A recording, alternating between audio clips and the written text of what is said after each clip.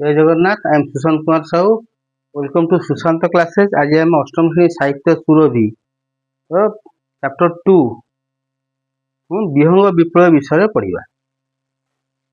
अच्छा, ता पूर्व लेखकर परिचय देखा। लेखक अच्छा ओडिया कथा साहित्य रे महापात्र नीलमणि साहू सृजन परिधि बहुत विचित्र और वर्णिल। तेणु ओडिया कथा साहित्य महापात्र नीलमणि साहू जो से सब लिखिं जो लेखक जहाँ सब लिखिं सृजन से सृष्टि कर परिधि आउ बहुत विचित्र भाव विभिन्न विचित्र धरणर से लेखा सब लिखिं।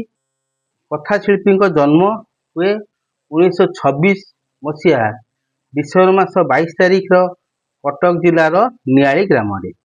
तांको पितांक नाम महापात्र वीरबर साहू, माता नाम राधिका देवी। जीवन वास्तवता को अविकल भाव में गल्प स्थानित कर जीवन जो वास्तवता अच्छी जो रियालिटी ताकू से गल्प माध्यम प्रकाश कर सहित उत्कल संस्कृति को अनन्य रूप रागरे उपस्थापन करिवारे से जेतिकी धुरंधर सेतिकी विचक्षण। तो उत्कल संस्कृति को मध्य से तांकर गल्परे कौन रूप देइचंती। तांको रचना मध्य मिछ बाघ, सुमित्रा रहस्य और विष्णु माया, अंध रात्रिर सूर्य, आकाश पाताल, अभिशप्त गंधर्व प्रभृति अनेक गल्प से गल्प पुस्तक रही। श्रीयुक्त साहू केंद्र साहित्य एकाडेमी, शारदा पुरस्कार और साहित्य भारती सम्मान रे सम्मानित होइछन्ति। तांकर एई विहंग विप्लव गल्पटी सरकारी पुस्तक रे आगुरु पठित आगुरु सरकारी पुस्तक रे पढ़ा होइछि। विहंग विप्लव गल्प को एठारे प्रदत्त कराइछि। तो माने टाकू एठी पढ़िबो। एई गल्पटी गाल्पिक पशु पक्षी वक्तव्य मध्य वर्तमान सामाजिक जीवन वास्तव चित्र को उपस्थापन करछन्ति। एई गल्प रे गाल्पिक महापात्र नीलमणि साहू कौन करछन्ति कि समाज जहाँ सब घटुची से घटना को पशु पक्षी माध्यम से प्रकाश कर। तो बर्तमान एटा पढ़ा विहंग विप्लव ताकू किसी शब्दार्थ लिखी सब तुम खाता लिखी प्रैक्टिस कर शब्दार्थ खाता सब लिखि नब। आम बर्तमान पढ़ा। देख विहंग विप्लव महापात्र नीलमणि साहू थर थर कर 3 थर आंब गछ डाल में बसा बांधिला भरती बसंत। भरती बसंत बसा बांधुची कौन पे अंडा दब अंडार छुआ फुटब। मात्र 3 थर जाक बुढ़ा माकड़ से डाल में डेई ता बसा को भांगी दूची।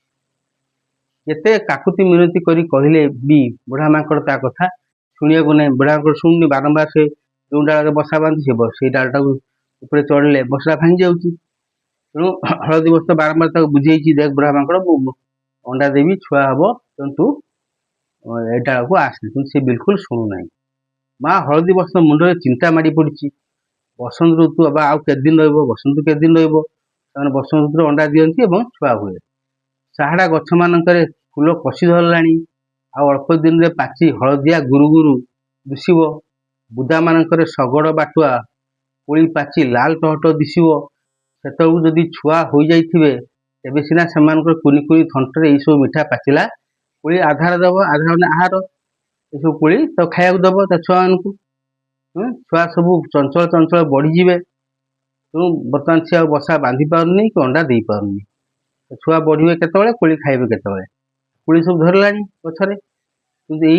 किंतु ए घर भंगा मांकड़ बुढ़ा मांकड़ ता मूल बसी ता मूलरू अच्छा किंतु ए पर घर भंगा बुढ़ा मांकड़ ता मूलरू बसा रखाई देउनी। बसाटा रखी देउनी से अंडा देव केबे केबे अंडा दब छुआ फुटब केबे। हलदी बसंत मुझे चिंता पड़ी कौन करी। कुलरू कुलू कुलरू कुलू पुरुष हलदी बसंतटी कुआड़ू बुली बुली आसी माँ हलदी बसंत पाखे बसला। तो पुरुष हलदी बसंत कुआड़े बाहर को जाइए आसी माँ हलदी बसंत पाखे बसला। तार हलदिया सुना देहटी खरारे मलिन दुसे खरारे बुलूला। ता देहटा हलदिया सुना रंगर खरारे मलिन देखा जाउची।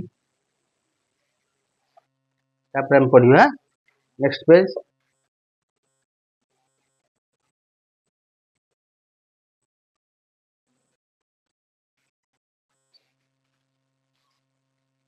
नेक्स्ट पेज कौन कही देख,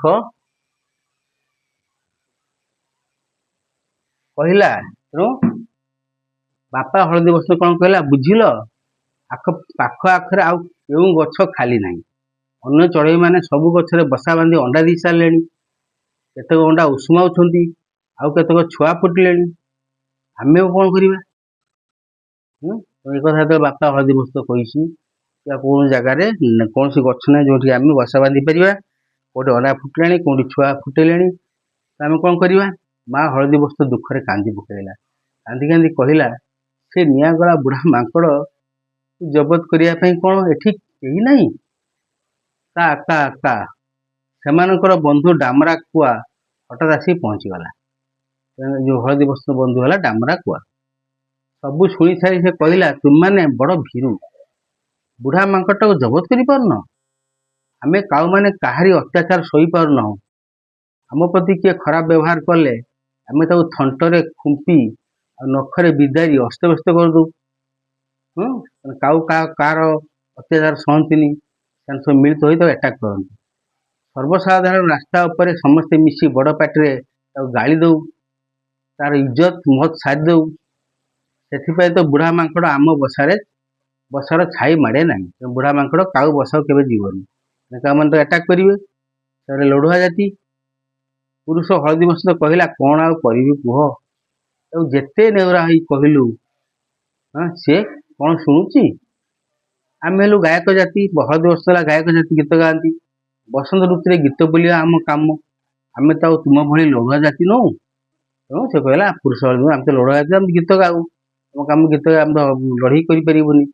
यही समय आकाश शुभिला चिरिंग चिरिंग चिरिंग, काउ तार डाल दुईटी को बुलाई ऊपर को थंट टेकी कहला ओ गंगेई महाराज परा, आसवा हो आसवा। गंगेई पक्षी आसी पहुँचला, गंगेई आसी काउ पाखे बसला, काउ पचला आ सब खबर कौन गंगेई महाराज कौन खबर कह, आजिकल तो तुम मानकर कचेबार, तुम बहुत बढ़िया बढ़िया पोखरी तो सुखी आसला, माछ दीटा भल मिलुव, हाँ माछ पाऊ गड़िया पुर सुखी आसला, माछड़ा सब ऊपर उठे माछ खाऊ, चिरिंग चिरिंग चिरिंग।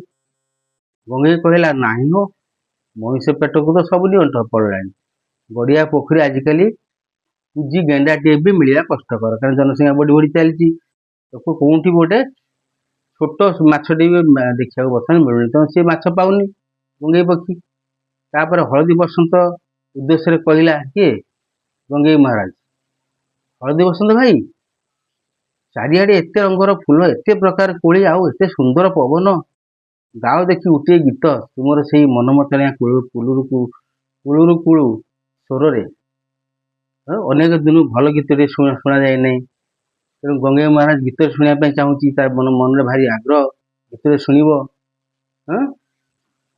तेणु नेक्स्ट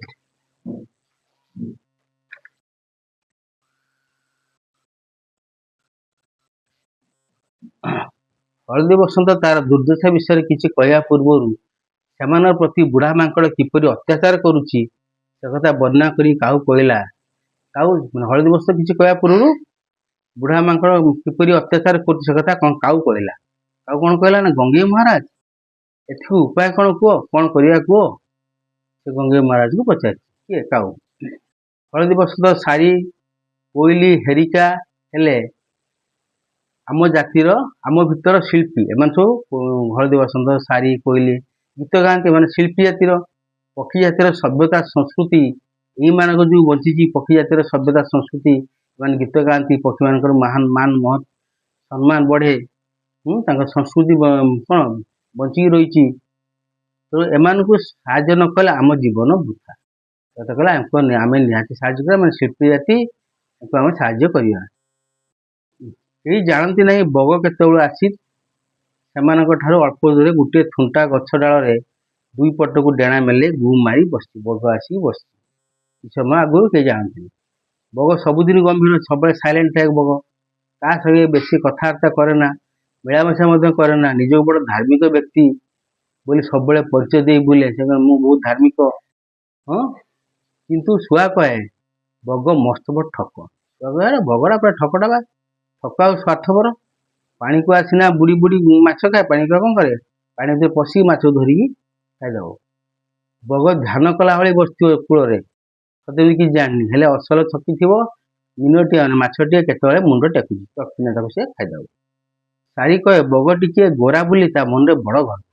ବଗ ରଙ୍ଗ ଗୋରା, ଧଳା, ତାର ମନରେ ଭାରି ଗର୍ବ। ଶାରୀ କଥା କହିଲା। କଳା ଓ ଅନ୍ୟ ରଙ୍ଗର ଚଢ଼େଇ ମାନଙ୍କୁ ସେ ଘୃଣା କରେ।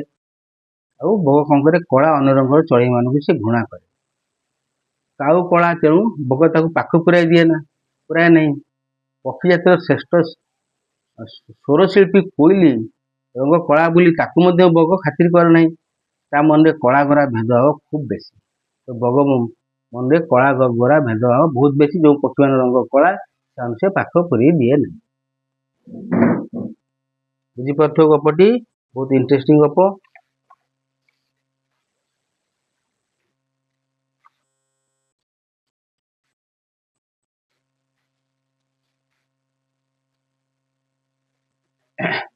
କାଉ ଏଡେ ପାଟିରେ କଥା କହୁଥିବା ଶୁଣି ବଗ ଆଉ ସହି ପାରିଲାନି। ବଗ ପୁରା ମୁଣ୍ଡ ଗରମ। ସେ ଉଦ୍ଧତ କଣ୍ଠରେ ମାନେ ଏକଦମ ପୁରା ରୁକ୍ଷ କଣ୍ଠରେ ବିଦ୍ରୂପ ମାନେ ପରିହାସ କରି କହିଲା, କକ୍ କକ୍ କକ୍ କକ୍ କକ୍ କକ୍। ହେ ମୂର୍ଖ କଳା କାଉ, ବେଶୀ ଗୁଡାଏ ରାଉ ରାଉ ହୁଅ ନାହିଁ। ଶିଳ୍ପୀମାନଙ୍କ ପାଇଁ ତୋର ହୃଦୟ କେବେଠାରୁ ଏତେ ବ୍ୟାକୁଳ ହେଲା? ଏଇ ହଳଦୀ ବସ୍ତ୍ର କୋଇଲି ଆଦି ଶିଳ୍ପୀମାନଙ୍କ ପାଇଁ ମୋର ତିଳାର୍ଦ୍ଧ ହେଲେ ଦୟା ନାହିଁ, ଟିକେ ବି। ତିଳାର୍ଦ୍ଧ ନା ଅଳ୍ପ ଟିକେ, ମାନେ ଟିକେ ବି ଦୟା ନାହିଁ। ମୂର୍ଖ କାଉ, ବହୁତ ରାଉ ରାଉ ହଉଛୁ। ହଁ, ଏ ହଳଦୀ ବସ୍ତ୍ର କୋଇଲି ବା ଏଇ ଯୋଉ ଶିଳ୍ପୀମାନଙ୍କ କଥା କହୁଛୁ, ତାଙ୍କ ପ୍ରତି ମୋର ଟିକେ ବି ଦୟା ନାହିଁ। ଏମାନେ ହେଲେ ବିଦେଶୀ, ବାହାରୁ ଆସିଛନ୍ତି। ବର୍ଷାକ ଏମାନେ କେଉଁଠି ଥାଆନ୍ତି? ବର୍ଷ ଯାକ କୋଉଠି ଥାଆନ୍ତି? ସେମାନେ ଜନ୍ମଭୂମି ଖରା ସହିବେ ନାହିଁ, ବର୍ଷା ସହିବେ ନାହିଁ, ଶୀତ ସହିବେ ନାହିଁ। ତେଣୁ ସେମାନେ ସବୁ ବାହାରେ ଥାଆନ୍ତି, ଅଣ୍ଡା ଦେବା ପାଇଁ ଜନ୍ମଭୂମିକୁ ଫେରି ଆସନ୍ତି, ଏଠିକି ଆସନ୍ତି। ତେଣୁ ଏଠି ଖରା ବର୍ଷା ଶୀତ ସହିନାହାନ୍ତି। ଏ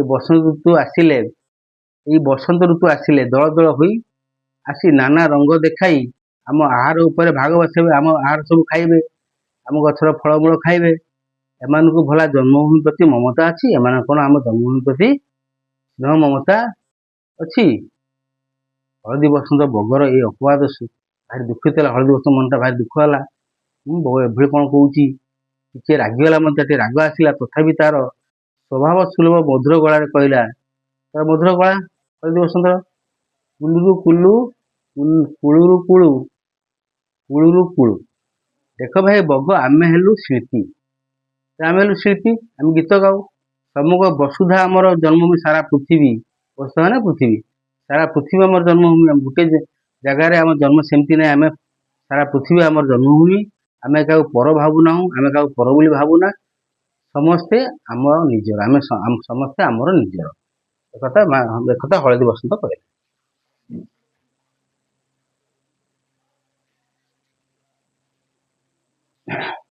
କିନ୍ତୁ କାଉକୁ ଏତେ କଅଁଳେଇ କରି କହି ଆସେନା। ଆଉ ତ ପୁରା ଲୋଢା ଅଛି ନା, ଏତେ କଅଁଳେଇ କଥା କହିପାରିବନି। ସେ କର୍କଶ ଭାବେ ବଗକୁ ଭର୍ତ୍ସନା କରି କହିଲା, ଦୃଢ ସ୍ୱରରେ ବଗକୁ ନିନ୍ଦା କଲା କରି କହିଲା, ତୁମେ ଅତି ସ୍ୱାର୍ଥପର, ଅସାମାଜିକ, ଅହଙ୍କାରୀ। ଏଭଳିଆ ଗାଳି ଦେଲା ତାକୁ। ବିପଦ ବେଳେ ପଡୋଶୀ ମାନଙ୍କୁ ସାହାଯ୍ୟ କରିବା ଦୂରେ ଥାଉ, ଯିଏ ଏଭଳି ଅସହିଷ୍ଣୁ ଭାବ ଦେଖାଏ ସେ ତ ଅତି କ୍ଷୁଦ୍ର ମନା। ବିପଦ ବର୍ତ୍ତମାନ ହଳଦୀ ବସନ୍ତ ବିପଦ ପଡିଛି, ତୁମେ ତାକୁ କେମିତି ଘରଟେ କରିବ, କେମିତି ଅଣ୍ଡା ଦବ, ସେ କଥା ଚିନ୍ତା କରିବା କଥା। ତୁମେ ଉଲ୍ଟି କଣ କରୁଛ ନା, ପଡୋଶୀ ମାନଙ୍କୁ ସାହାଯ୍ୟ କରିବା ଦୂରେ ଥାଉ, ତୁମେ ଅସହିଷ୍ଣୁ ହେଇ ପଡୁଛ। ସହିବା ଶକ୍ତି ତୋର ପାର ହେଇଯାଉଛି। ଆଉ ତୁମେ ଅତି କ୍ଷୁଦ୍ର ମନା, ତୋ ମନ ବହୁତ ଛୋଟ, ତୋ ମନରେ ବହୁତ କଳୁଷତା ଅଛି। କାଉ କଥା ଶୁଣି ସବୁ ଚଢ଼େଇ ଏକାଥରକେ ବୋବେଇ ଉଠିଲେ, କା କା କା, ଚିରିଂ ଚିରିଂ ଚିରିଂ, କୁଳୁରୁ କୁଳୁରୁ କୁଳୁ। ମାନେ କାଉ ସମ୍ମିଳିତ ଭାବେ ସେମାନେ ବଗର ସ୍ୱଭାବକୁ ନିନ୍ଦା କଲେ। ସବୁ ପକ୍ଷୀ ମିଶିକି ବଗର ଯୋଉ ସ୍ୱଭାବ, ତା ପ୍ରକୃତିକୁ ସେମାନେ କଣ ନିନ୍ଦା କଲେ। ବଗ ଅପମାନରେ ସେଠୁ ଉଡି ଚାଲିଗଲା। ବଗ ପଳେଇଲା ଉଡିକି, ତ ଖରାପ ଲାଗିଲା। ଏଇ ସମୟରେ କୁଆଡୁ ଆସି ସେଠି ପହଞ୍ଚିଗଲା କଜଳପାତି। ତାକୁ ଦେଖି ସବୁ ଚଢ଼େଇ ପୁଣି ଥରେ ବୋବେଇ ଉଠି ତାକୁ ସ୍ୱାଗତ ଜଣାଇଲେ କଜଳପାତିକୁ। କଜଳପାତି ପକ୍ଷୀ ସମାଜର ମଧ୍ୟସ୍ଥତାର କାମ କରେ। ସେ ମଧ୍ୟସ୍ଥତା କାମ କରେ। ଭଲ ଭଲ ଲୋକି କରି କଳି କଜିଆ ମେଣ୍ଟେଇ ଦିଏ। ସେ କ'ଣ ହୁଏ, ସେ ଭଲ ଲୋକି କରିକି କଳି କଜିଆ, ଯାହାର କଳି କଜିଆ ଲାଗିଥିବେ ତାକୁ ସେ ମେଣ୍ଟେଇ ଦିଏ। କଜଳପାତି ଭଲ କାମ କରେ। ଭଲ ନ ମେଣ୍ଟିଲେ କଜଳପାତି ନିଜର ଶକ୍ତି ଖଟାଇବାକୁ ବି ଭୁଲେ ନାହିଁ। ଯଦି ଭଲରେ ନ ମେଣ୍ଟିଲା, ଦୁଷ୍ଟ ଲୋକ ରାଜି ନହେଲା, ଦୁଷ୍ଟ ପଶୁ ପକ୍ଷୀ ରାଜି ନହେଲେ ସେ ତାଙ୍କୁ ଦଣ୍ଡ ବି ଦବ। ସେଥିରେ ମଧ୍ୟ ସେ ପଛେଇବନି। ତାର ଟାଣୁଆ ମୁନିଆ ଥଣ୍ଟରେ ସେ କ'ଣ କରିବ, ଛେଳି ମେଣ୍ଢା ହଉ, ଗୋରୁ ଗାଈ ହଉ, ପିଠିକି ମଧ୍ୟ ହାଣି ଖଣ୍ଡିଆ କରି ଦିଏ। ଯେ ଦୁଷ୍ଟ ଲୋକ ଯେତେବେଳେ ତାର ଝଗଡ଼ା ମେଣ୍ଟିବାକୁ ସେ ଚାହୁଁନାହିଁ, ଯେଉଁ ଦୁଷ୍ଟ ଲୋକ ମାନୁନାହିଁ, ତାକୁ ସେ ଆକ୍ରମଣ କରି ତା ପିଠି ଖଣ୍ଡିଆ କରିଦିଏ। ହେଲା, ତେଣୁ ପକ୍ଷୀମାନେ ତାକୁ ଶ୍ରଦ୍ଧା କରନ୍ତି, ଟିକେ ଭୟ ମଧ୍ୟ କରନ୍ତି। ଶ୍ରଦ୍ଧା କରନ୍ତି କାହିଁକିନା ସେ ନ୍ୟାୟ ବିଚାର କରୁଛି, କଳି କଜିଆ ମେଣ୍ଟେଇ ଦେଉଛି। ଆଉ ଭୟ କରନ୍ତି କାରଣ ସେ ରାଗିଗଲେ, ସେ ଯଦି ଭୁଲ କରିବ ତାକୁ ସେ ଦଣ୍ଡ ଦେବ ନିଜେ। ତେଣୁ ପକ୍ଷୀମାନେ ତାକୁ ଶ୍ରଦ୍ଧା। ଚ୍ୟାଂ ଚ୍ୟାଂ ଚ୍ୟାଂ ଚ୍ୟାଂ, କଥା କ'ଣ, କଥା କ'ଣ? ହଳଦୀ ବସନ୍ତ ଦୁହିଁଙ୍କ ମୁହଁ ଏମିତି ଶୁଖିଯାଇଛି କାହିଁକି? ଆଉ ହଳଦୀ ବସନ୍ତଙ୍କର ସମସ୍ତେ ଦୁରାବସ୍ଥା ଜଣେଇଲା। ଆଉ କ'ଣ କଲା, ହଳଦୀ ବସନ୍ତଙ୍କର ଦୁରାବସ୍ଥା, ଯେଉଁ ଖରାପ ଅବସ୍ଥା ବର୍ତ୍ତମାନ ପଡ଼ିଛି, ଖରାପ ବେଳ ପଡ଼ିଛି, ସେ କଥା ଜଣେଇଲା। ତାପରେ କହିଲା, ଦେଖ ବନ୍ଧୁ, ମା ହଳଦୀ ବସନ୍ତ ନିକଟରେ ଅଣ୍ଡା ଦେବ। ମାତ୍ର ବୁଢ଼ା ମାଙ୍କଡ଼ 3 ଥର ସେମାନଙ୍କ ବସା ଭାଙ୍ଗି ଦେଲାଣି। ତାର ଦାଉ ବଡ଼ ଅସହ୍ୟ ହେଲାଣି, ଆଉ ସହି ହବନି। 3 ଥର ବସା ଭାଙ୍ଗିଦେଲାଣି। ଅଣ୍ଡା କେତେବେଳେ ଦବ? ଛୁଆ କେତେବେଳେ ଫୁଟିବ? ଛୁଆ କେତେ ଅଣ୍ଡା ଫୁଟି ଛୁଆ କେତେବେଳେ ବାହାରିବ?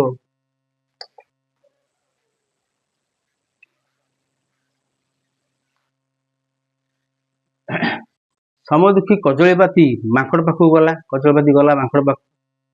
ବରଗଛରେ ଗୋଟେ ଡାଳରେ ବସି ଆଉ ଗୋଟେ ଡାଳକୁ ଆଉଜି ବୁଢ଼ା ମାଙ୍କଡ଼ ଘୁମଉଛି। କଜଳପାତି ତା ମୁଣ୍ଡ ଉପରେ ଚକର କାଟି ଉଡ଼ି ବୋବେଇ ଲାଗିଲା। କଜଳପାତି କ'ଣ କଲା, ସେ ମାଙ୍କଡ଼ ଆରାମରେ ବସିଛି, ଘୁମଉଛି। ଇଏ କଜଳପାତି ତା ମୁଣ୍ଡରେ ଚକର କାଟି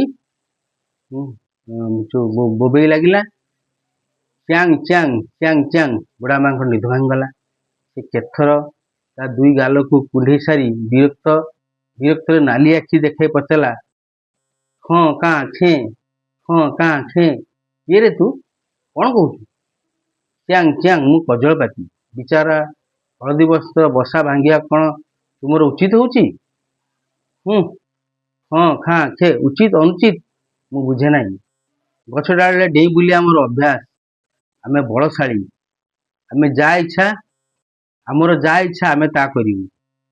ଜୋର ଜାର ମୁଲକତା। ତ ଇଏ ବୁଢ଼ା ମାଙ୍କଡ଼ କ'ଣ କଲା, କହିଲା ଆମେ ସେଗୁଡ଼ା ସବୁ ବୁଝୁନା। ଆମେ ବଳଶାଳୀ, ଆମର ଯାହା ଇଚ୍ଛା ତା କରିବୁ। ଜୋର ଜାର ମୁଲକତା, ଯାହା ବଳ ଅଧିକ, ସେ ରାଜ୍ୟ ଅଧିକ, ତା ଜାଗା ଅଧିକ, ଜାଗା ତାର। କଜଳପାତି ତାପରେ ବହୁ ପ୍ରକାର ବୁଝେଇଲା ତାକୁ। ମାତ୍ର ଗଉଆ ମାଙ୍କଡ଼, ଅବୁଝା ମାଙ୍କଡ଼ ତା କଥା ବୁଝିଲା ନାହିଁ। କଜଳପାତିର ସବୁ କଥା ତାର ଏ କାନରେ ଫସି ସେ କାନରେ ବାହାରିଗଲା। ସେ ବିଲକୁଲ କଥାକୁ ଧ୍ୟାନ ଦେଲାନି, ବିଲକୁଲ କଥାକୁ ଖାତିର କଲାନି। ଶେଷରେ ସେଥିରୁ ନିରସ୍ତ ହୋଇ କଜଳପାତି କହିଲା, ତାହେଲେ ମୁଁ ରାଜାଙ୍କ ପାଖେ ତୁମ ନାଁରେ ଫେରାଦ କରିବି, ରାଜାଙ୍କ ପାଖେ ତୁମ ନାଁରେ କମ୍ପ୍ଲେନ କରିବି। ବୁଢ଼ା ମାଙ୍କଡ଼ ତାଚ୍ଛଲ୍ୟ କରି କହିଲା, ମାନେ କ୍ରିଟିସାଇଜ କରି କହିଲା, ଖଁ ଖାଁ ଖେ, କରନା ଫେରାଦ। ହଁ କରୁନ, କମ୍ପ୍ଲେନ କର। ମୁଁ ତୁମ ରାଜାଙ୍କୁ ଡରିଛି ନା ମକଦ୍ଦମାକୁ ପରୁଆ କରୁଛି, ନା ମକଦ୍ଦମାକୁ ଖାତିର କରୁଛି? ମନରେ କେସ୍ କରିବ ତ କେସ୍ କର, ରାଜାଙ୍କ ପାଖରେ କୁହ। ରାଜାଙ୍କ ଦରବାର ବିରାଧି ବୀରବର ପ୍ରବଳ ପ୍ରତାପୀ ଶ୍ରୀ ଶ୍ରୀ କଣ୍ଟକ ଜିହ୍ୱା ଭଲ୍ଲୁକ ମହାରାଜ ସିଂହାସନ ଉପରେ ଉପବେଶନ କରିଛନ୍ତି। ମାନେ ଭଲ୍ଲୁକ ମହାରାଜ ହେଲେ ରାଜା। ପାଖରେ ଆଉ ଗୋଟିଏ ଆସନରେ ବସିଛନ୍ତି ପ୍ରଧାନମନ୍ତ୍ରୀ ମହାଶୟ ଶ୍ରୀଯୁକ୍ତ ହୀନବୃଦ୍ଧି ଜମ୍ବୁକ। ମାନେ ବିଲୁଆ ତାଙ୍କ ପ୍ରଧାନମନ୍ତ୍ରୀ, ଜମ୍ବୁକ ପ୍ରବର। ସେନାପତି ଶ୍ରୀଯୁକ୍ତ ତୀକ୍ଷ୍ଣଦନ୍ତ ବୃକ, ମାନେ ହେଟା ବାଘ, ତୀକ୍ଷ୍ଣଦନ୍ତ ବୃକ। ଚତୁର୍ଦିଗକୁ ଆରକ୍ତ, ମାନେ ନାଲି ଆଖିରେ ଆରକ୍ତ ନୟନରେ ଦୃଷ୍ଟି ନିକ୍ଷେପ କରି ନାଲି ଆଖିରେ ସବୁଆଡ଼େ ଅନଉଛନ୍ତି। ଦରବାରରେ ଖଡ୍ଗ ହସ୍ତେ ଦୃପ୍ତ ଭଙ୍ଗୀରେ ଦଣ୍ଡାୟମାନ, ହାତରେ ଖଣ୍ଡା ଧରି ଖଡ୍ଗ ଧରି ସେ ଛିଡ଼ା ହେଇଛନ୍ତି। ସେ ହେଲେ ସେନାପତି। ପାରିଷଦ ମାନଙ୍କ ମଧ୍ୟରେ ଅରଣ୍ୟର ପଶୁ ଜଗତର କୁକି କଟାସ, ଏସବୁ ପାରିଷଦ, ମନ୍ତ୍ରୀ ପରିଷଦ ମାନେ। କୁକି କଟାସ, ଏମାନେ ସବୁ କୁକି କଟାସ, ଗୁଣ୍ଡିଚିମୂଷା, କୁଟୁରା, ହରିଣ ଓ ଝିଙ୍କ ଆଦି, ସରୀସୃପ ଜଗତର ଅହିରାଜ ଓ ଗୋଧି ଆଦି, ଏବଂ ପକ୍ଷୀ ଜଗତର ଶୁଆ,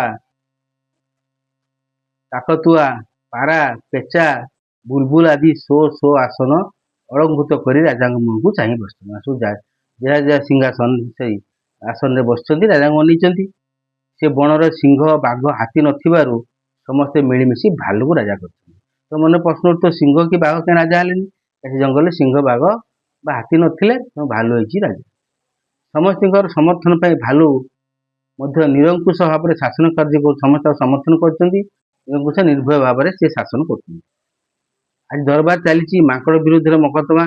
ସମସ୍ତେ ଉଦ୍ଗ୍ରୀବ ହୋଇ ଉଦ୍ଗ୍ରୀବ ମାନେ ଆଗ୍ରହ ସହକାରେ ରାଜାଙ୍କ ରାୟ ଶୁଣିବା ପାଇଁ ଅପେକ୍ଷା କରିଛନ୍ତି। ହଳଦୀ ବସନ୍ତ ପକ୍ଷରେ ସାକ୍ଷ୍ୟ ଦେଉଛନ୍ତି। ହଳଦୀ ବସନ୍ତ ପାଇଁ ସାକ୍ଷୀ କିଏ? ଗଙ୍ଗେଇ ଦେବେ ସାକ୍ଷୀ। କୋଇଲି, କଜଳପାତି, କପୋତ, ବୁଢ଼ା ମାଙ୍କଡ଼ ପକ୍ଷରେ ସାକ୍ଷୀ ଦେବାକୁ ଆସିଛନ୍ତି ପାତି ମାଙ୍କଡ଼, ଶାଳିଆ ପତ୍ନୀ। ହଳଦୀ ବସନ୍ତ ପାଇଁ କାଉ ଓକିଲାତି କରି ପ୍ରମାଣ କରିଦେଲା ଯେ ମାଙ୍କଡ଼ ଦୋଷୀ। ହଳଦୀ ବସନ୍ତ ପାଇଁ କାଉ ଓକିଲାତି କରି ପ୍ରମାଣ କଲା ମାଙ୍କଡ଼ ଦୋଷୀ। ରାଜା କାଉର ଯୁକ୍ତିକୁ ହୃଦୟଙ୍ଗମ କରି ରାୟ ଦେଲେ, ହେ ଦୁଷ୍ଟ ମାଙ୍କଡ଼, ବିନା ଦୋଷରେ ବାରମ୍ବାର ହଳଦୀ ବସନ୍ତ ବସା ଭାଙ୍ଗିଥିବାରୁ ତୁମେ ଦୋଷୀ, ତୁମକୁ କଠିନ ଦଣ୍ଡ ଦିଆଯିବ। ରାଜା କହିଲେ କାଉ ହେଲା ଦୋଷୀ, ତାକୁ ମାଙ୍କଡ଼ ଦୋଷୀ, ମାଙ୍କଡ଼କୁ କଠିନ ଦଣ୍ଡ ଦିଆଯିବ।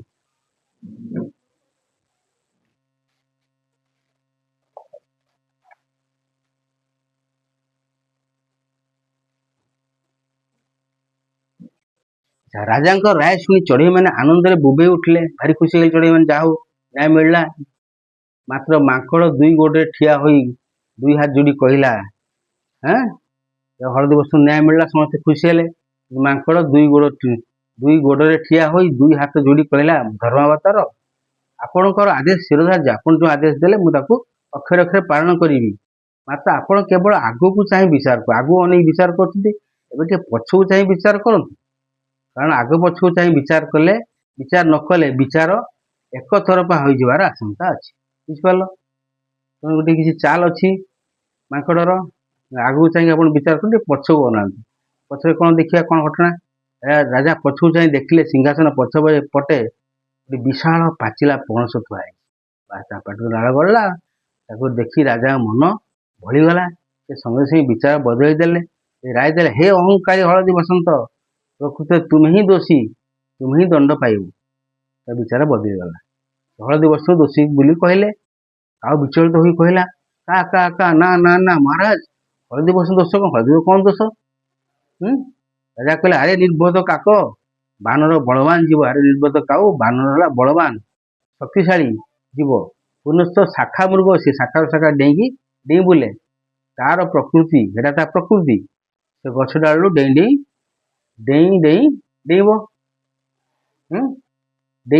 ମାନେ ଗଛ ଡାଳରୁ ଡେଇଁବ, ଏଟା ତାର ପ୍ରକୃତି, ସେ ଡେଇଁବ। କାଉ କହିଲା, ସେ ଗଛ ଡାଳରେ ଡେଇଁ ପାରେ, ମାତ୍ର ଡେଇଁ କରି ହଳଦୀ ବସନ୍ତର ବସା ଭାଙ୍ଗିବ କାହିଁକି? ଗଛ ଡାଳରେ ହଳଦୀ ବସନ୍ତ ବସା କାହିଁ ଭାଙ୍ଗିବ? ରାଜା କହିଲେ, ମାଙ୍କଡ଼ ଯେଉଁ ଡାଳରେ ଡେଇଁବ, ହଳଦୀ ବସନ୍ତ ଆଗେ ସେ ଡାଳରେ ବସା କରିବ କାହିଁକି? ମାଙ୍କଡ଼ ଯେଉଁ ଡାଳରେ ଡେଇଁବ, ସେ ଡାଳରେ ହଳଦୀ ବସନ୍ତ କାହିଁ ବସା କରିବ? ହଳଦୀ ବସନ୍ତ ହିଁ ଦୋଷୀ, ତାକୁ ଜେଲ ଓ ଜରିମାନା ଦଣ୍ଡ ଉଭୟ ଦିଆଯିବ। ମାଙ୍କଡ଼ ମହା ଆନନ୍ଦରେ ରାଜାଙ୍କୁ ସଲାମ ଠୁକି ଡେଇଁ ଦରବାର ତ୍ୟାଗ କଲା। ମାଙ୍କଡ଼ ମନ ଖୁସି, ଏପଟେ ତ ଲାଞ୍ଚ ଦେଇଦେଇଛି। ଚଢ଼େଇମାନେ ପାଚିଲା ପଣସ ଦେଇଛି। ଚଢ଼େଇମାନେ ନିରାଶ ହୋଇ ନିରୁପାୟ ଭାବେ ଦଳ ବାନ୍ଧି ନୀରବରେ ଫେରିଲେ। ଆଉ କ'ଣ କରିବେ ସବୁ? ଚଢ଼େଇମାନେ ମନ ଦୁଃଖରେ ଘରକୁ ଫେରିଲେ, ତାଙ୍କ ବସାକୁ ଫେରିଲେ। ରାଜାଙ୍କର ହଠାତ୍ ଏପରି ବିଚାର ବଦଳି ଯିବାର କାରଣ ବୁଦ୍ଧିମାନ କାଉ ମଧ୍ୟ ବୁଝିପାରିଲେ। କାଉ ବହୁତ ବୁଦ୍ଧିଆ, ସେ ବୁଝିପାରିଲେ କାହିଁ ହଠାତ୍ ବିଚାରଟା ବଦଳିଗଲା। ସେମାନେ ଅଳ୍ପ ଦୂର ଯାଇଛନ୍ତି କି ନାହିଁ, କଜଳପାତି ଦେଖିଲା ଘର ଚଟିଆ ତାର ଟିକି ଟିକି ଡେଣା ଦୁଇଟି ହଲେଇ ତୀର ବେଗରେ ପଛେ ଯାଉଛି। କଜଳପାତି ଦେଖିଲା ଘର ଚଟିଆ ଟିକି ଟିକି ଡେଣା ହଲେଇକି ବହୁତ ଜୋରରେ ଉଡ଼ି ଉଡ଼ି ଆସୁଛି। କାରଣ କ'ଣ ଜାଣିବାକୁ ସେ ଅନ୍ୟ ଚଢ଼େଇମାନଙ୍କ ଅପେକ୍ଷା କରିବା ପାଇଁ ନିର୍ଦ୍ଦେଶ ଦେଲା। ଅନ୍ୟ ଚଢ଼େଇମାନଙ୍କୁ କ'ଣ ହେଲା ନା, କଜଳପାତି ଦେଖିଲା, ଅପେକ୍ଷା କର, ଘର ଚଟିଆ ଆସୁଛି, କ'ଣ ଘଟଣା ବୁଝିବା। ଘର ଚଟିଆ ଅନିଶ୍ୱାସୀ ହୋଇଯାଉଥାଏ, ବହୁତ ଦୂର ଉଡ଼ିକି ଆସୁଥାଏ, ଅନିଶ୍ୱାସୀ ହୋଇଯାଉଥାଏ। ସେ କହିଲା, ଚିଂ ଚିକିଂ ଚିଂ ଚିଂ ଚିକିଂ ଚିଂ, ଭାଇମାନେ, ମୁଁ ରାଜାଙ୍କ ସିଂହାସନ ପଛ କାନ୍ଥ କୁରାରେ ବାସ କରେ। କାନ୍ଥ ଯେଉଁ ଠଣା ଥାଏ, ରାଜା ଯେଉଁ ବସନ୍ତି ତା ଘର କାନ୍ଥ ପଛରେ ଯେଉଁ କାନ୍ଥ ଅଛି, କାନ୍ଥର ଠଣାରେ ମୁଁ ରହେ, ମୋ ଘର ସେଟା। ମୁଁ ଦେଖିଛି ବୁଢ଼ା ମାଙ୍କଡ଼ ବହୁ ଆଗରୁ ମନ୍ତ୍ରୀଙ୍କୁ ହାତ କରି ରାଜସିଂହାସନ ପଛପଟେ ଗୋଟିଏ ପଣସ ଲାଞ୍ଚ ସ୍ୱରୂପ ରଖିଦେଇଥିଲା। ମୁଁ ଦେଖିଛି ସେ ବୁଢ଼ା ମାଙ୍କଡ଼ ମନ୍ତ୍ରୀଙ୍କୁ ହାତ କରିକି ରାଜସିଂହାସନ ପଛପଟେ ପଛପଟେ ଗୋଟେ ପଣସ ଲାଞ୍ଚ ସ୍ୱରୂପ ରଖିଥିଲା। ଲାଞ୍ଚ ପାଇ ରାଜା ଏପରି ବିଚାର ବଦଳାଇ ଦେଲେ। ଲାଞ୍ଚ ପାଇ ରାଜା ବିଚାର ବଦଳାଇ ଦେଲେ। କାଉ ଏକଥା ଶୁଣି ବଡ଼ ଉତ୍ତ୍ୟକ୍ତ ହୋଇଗଲା। ରାଗିଗଲା କାଉ, ଛାଡ଼ିବନି କାହାକୁ। କା ରଡ଼ିରେ ସେ ଚତୁର୍ଦିଗ କମ୍ପାଇ ଦେଲା। ଅନ୍ୟାୟ ହେଇଛି ହଳଦୀ ବସନ୍ତ ଉପରେ। ତା ରଡ଼ି ଶୁଣି ଶହ ଶହ କାଉ, କଜଳପାତି, ଚିଲ, ଶାଗୁଣା ଆଦି ପକ୍ଷୀ କୁଆଡ଼େ ଉଡ଼ି ଆସି ଜମା ହେଇଗଲେ। ସବୁ ପକ୍ଷୀ ଆସି ଜମା ହେଇଗଲେ ରଡ଼ି ଶୁଣିକି। ସେମାନେ ଏକାଠି ବସି ସ୍ଥିର କଲେ ସମସ୍ତେ ମିଶି ଏଭଳି ଲାଞ୍ଚୁଆ ରାଜା ଓ ମନ୍ତ୍ରୀକୁ ଆକ୍ରମଣ କରିବେ ଓ ସିଂହାସନରୁ ତଡ଼ିଦେବେ। ପକ୍ଷୀ ବାହିନୀ ଛୁଟି ଆସିଲେ ରାଜାଙ୍କ ମୁଖରେ। ସଭା ଆଗରେ ଥାଏ ଶଙ୍ଖଚିଲ, ସେ ଶଙ୍ଖ ଫୁଙ୍କୁଥାଏ। ଏ ଯୁଦ୍ଧ ଅଭିଯାନ ଏଟା।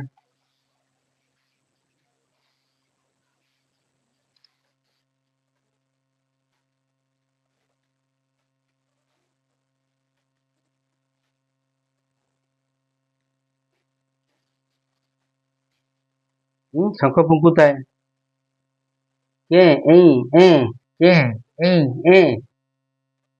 ତା ପଛକୁ ଡାମରା କାଉ ଓ ତାର ଶତ ଶତ କୁଆ ବାହିନୀ, ତା ପଛକୁ ଶହ ଶହ କଜଳପାତି, ତା ପଛକୁ ଦଳ ଦଳ ଅନ୍ୟାନ୍ୟ ପକ୍ଷୀ ସମସ୍ତେ ଏକାବେଳେ ରାଜାଙ୍କ ନଅର ଭିତରେ ପଶିଗଲେ। ଆଉ ଦେଖିଲେ ଭଲ୍ଲୁକ ମହାରାଜ ଶୃଗାଳ ମନ୍ତ୍ରୀର ସହିତ ମନ୍ତ୍ରୀର ଶୃଗାଳ ସହିତ ଏକତ୍ର ବସି ସେଇ ପାଚିଲା ପଣସଟାକୁ ମହା ଆନନ୍ଦରେ ଖାଇ ଲାଗିଛନ୍ତି। ଗୁଣ୍ଡୁଚି ମୂଷା ମଞ୍ଜି ବାହାର କରି ଖୋସାଟି ମାନ ବଢ଼ାଇ ଦେଉଛି ଶୃଗାଳ ମନ୍ତ୍ରୀକୁ। ଗୁଣ୍ଡୁଚି ମୂଷା କ'ଣ କରୁଛି, ପଣସର ମଞ୍ଜି କାଢ଼ିକି ମନ୍ତ୍ରୀକୁ ବଢ଼େଇ ଦେଉଛି। ମନ୍ତ୍ରୀ ଖାଉଛନ୍ତି। ଆଉ ସ୍ୱୟଂ ବୁଢ଼ା ମାଙ୍କଡ଼ କ'ଣ କରୁଛି, ଗୁଟି ଗୁଟି କରି ପଣସ ଖୋସା ବଢ଼େଇ ଦେଉଛି ଭଲ୍ଲୁକ ମହାରାଜ ପାଟିକୁ। ଗୁଟି ଗୁଟି କରି ପଣସ ଖୋସା ଭଲ୍ଲୁକ ଭାଲୁ ରାଜା ଯିଏ ତା ପାଟିକି ବଢ଼େଇ ଦେଉଛି ଏ ବୁଢ଼ା ମାଙ୍କଡ଼। ପକ୍ଷୀମାନେ ଏ ଦୃଶ୍ୟ ଦେଖି ଆହୁରି ରାଗିଗଲେ। ଆଉ ତା ରାଗ ହେଲା, ଏକ ତ ଲାଞ୍ଚ ନେଇଛି, ପୁଣି ବସି ଆରାମରେ ଖାଉଛ, ଅନ୍ୟାୟ ବିଚାର କରିଛ, ଏବଂ ମହା କୋଳାହଳ କରି ଲାଞ୍ଚଖିଆ ରାଜା ଓ ମନ୍ତ୍ରୀ ଓ କର୍ମଚାରୀ ମାନଙ୍କୁ ଖୁମ୍ପି ଲାଗିଲେ। ପୁରା ସମସ୍ତେ ଖୁମ୍ପିଲେ, ମିଶି ମନ ଇଚ୍ଛା ଖୁମ୍ପିଲେ ସବୁଆଡ଼େ। ପୁଅମାନଙ୍କ ଥଣ୍ଟର ଆଘାତରେ ବୁଢ଼ା ମାଙ୍କଡ଼ ଖଣ୍ଡିଆ ଖାବରା ହେଇଗଲା। ସବୁଆଡ଼େ ଖଣ୍ଡିଆ ଖାବରା ହେଇଗଲା। କିଏ ବୁଢ଼ା ମାଙ୍କଡ଼। ଶୃଗାଳ ଯେତେ ଲୁଚିଲେ ମଧ୍ୟ ଚିଲମାନଙ୍କ ଆକ୍ରମଣରୁ ରକ୍ଷା ପାଇ ପାରିଲାନି। ଶୃଗାଳ ଯେତେ ଲୁଚିଲେ ବି ଚିଲମାନେ ଆଟାକ୍ କରିକି ତାକୁ ପୁରା ଖଣ୍ଡିଆ ଖାବରା ରକ୍ତାକ୍ତ କରିଦେଲେ। ଶେଷରେ କଜଳପାତି ଭାଗରେ ଭଲ୍ଲୁକ ମହାରାଜ। କଜଳପାତି କ'ଣ କଲା, ତା ଯେଉଁ ଲୋମଶର ଭାଲୁର ତାଙ୍କର ଲୋମଶ ଦେହ ଅଳ୍ପ କାଳ ମଧ୍ୟରେ ଲୋମ ଶୂନ୍ୟ ହେଲା। ଏମିତି ଖୁମ୍ପିଲେ ସେ ଲୋମ ସବୁ ବାହାରିଲା। ବୁଝିଲ। ତେଣୁ ଏଠି ପିଲାମାନେ ଦେଖ, ଏଠି ସେ କ'ଣ କହିଥିଲେ କବି ଲେଖକ, ଆମେ ଜାଣିଲୁ କ'ଣ ନା ସେ ସମାଜକୁ ନେଇକି ଲେଖିଛନ୍ତି। ଏଠି ତୁମେ କ'ଣ ସମାଜରେ କ'ଣ ଘଟୁଛି, ଏଠି କ'ଣ ଘଟିଲା ଏଠି ଦେଖ। ଏଠି ଯାହା ଘଟିଲା ସମାଜରେ ଘଟୁଛି। ଯେ ପ୍ରକୃତ ଦୋଷୀ ଦଣ୍ଡ ପାଉନାହିଁ, ଯେ ନିର୍ଦ୍ଦୋଷୀ ସେ ଦଣ୍ଡ ପାଉଛି। ପ୍ରଥମ କଥା ଆମେ ଦେଖିଲୁ, ପ୍ରକୃତ ଦୋଷୀ ପ୍ରଥମ ଖଲାସ ହେଇଗଲା, ନିର୍ଦ୍ଦୋଷୀକୁ ଦଣ୍ଡ ଦିଆଗଲା। ଆଉ ଦ୍ୱିତୀୟରେ କ'ଣ, ସତ୍ୟର ଜୟ। ଦେଖ ପୁଣି ହଳଦୀ ବସନ୍ତ କ'ଣ ହେଲା, ସେ ଜିତିଲା, କାହିଁକିନା ସେ ସତ୍ୟ ମାର୍ଗରେ ଥିଲା। ତେଣୁକରି ସତ୍ୟର ଜୟ ବି ହେଉଛି। ଏସବୁ ସମାଜରେ ଏଇଭଳି ଘଟଣା ସବୁ ଘଟୁଛି। ତାକୁ ବେଶ କରିକି ଲେଖକ ମହାପାତ୍ର ନୀଳମଣି ସାହୁ ଏଇ ଗଳ୍ପଟି ଲେଖିଛନ୍ତି। ତେଣୁ ପିଲାମାନେ ଭିଡ଼ିଓଟିକୁ ଲାଇକ୍, ସେୟାର, ସବସ୍କ୍ରାଇବ୍ କରିବ। ଏହାପରେ ନେକ୍ସଟ କ୍ୱେଶ୍ଚନ୍ ଆନ୍ସର ମୁଁ କରିବି। ଧନ୍ୟବାଦ।